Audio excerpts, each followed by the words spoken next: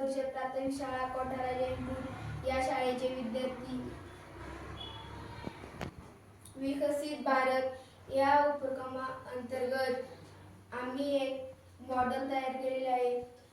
आमच्या असे लक्षात आले की नदीमध्ये होणाऱ्या कचऱ्यामुळे नदीतील राहणाऱ्या प्राण्यांच्या अस्तित्वाला धोका होतो व बाष्पीभवनालाही प्रभावित करते।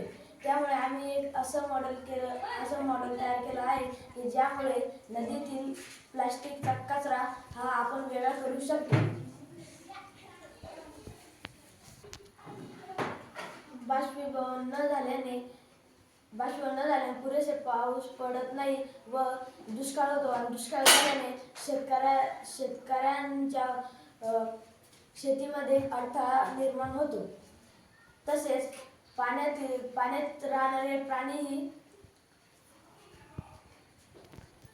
या उपक्रमासाठी एक डीसी मोटर, एक बेल्ट आणि ते पाण्यावर तरंगण्यासाठी काही बॉटल्स लागतील।